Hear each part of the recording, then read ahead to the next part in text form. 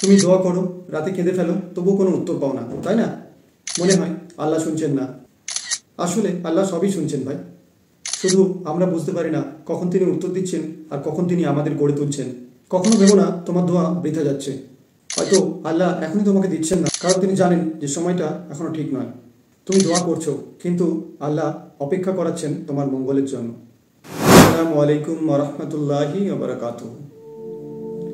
তুমি কি কখনো ভেবেছো তুমি দোয়া করছো, কান্না করছো, কষ্টে কষ্টে আল্লাহকে ডাকছো, কিন্তু কোনো উত্তর আসছে না? মনে হয় আল্লাহ কি আমার দোয়া শুনছেন না? ভাই, আল্লাহ শুনছেন, আল্লাহ সব কিছুই শোনেন। তবে আমরা মাঝে মাঝে বুঝতে পারি না তার উত্তরটা কেমনভাবে আসে। রাসূলুল্লাহ সাল্লাল্লাহু আলাইহি ওয়াসাল্লাম বলেছেন, যখন কোনো বান্দা আল্লাহর কাছে দোয়া করে, আল্লাহ তার উত্তরটা তিনভাবে দেন। এক, কখনো সাথে সাথে দোয়া কবুল করে নেন। দুই, কখনো তিনি বিলম্ব করে দেন, কারণ তিনি জানেন যে এখনই দিলে তোমার ক্ষতি হবে। তিন, আর কখনো তিনি বলেন যে আমি এর থেকে ভালো কিছু তোমাকে দেব। দেখো, আমরা সবসময় যা চাই সেটা সবসময় আমাদের জন্য ভালো হয় না। তুমি হয়তো এখন যে চাকরিটা পাওনি সেটার জন্য তুমি ভেঙে পড়েছো, কিন্তু কয়েক মাস পর বুঝলে সেই চাকরিটাই তোমার জীবন নষ্ট করে দিতে পারত।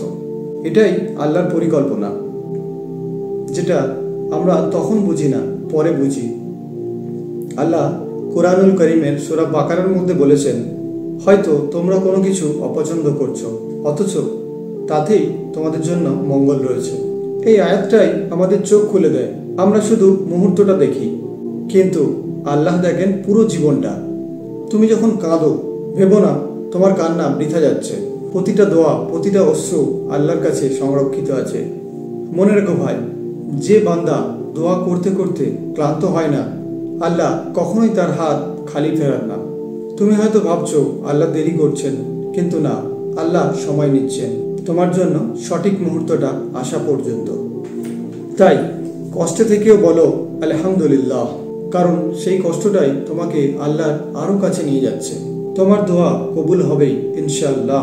সময়টা শুধু আল্লাহর হাতে, তাই অপেক্ষা করো, বিশ্বাস রাখো।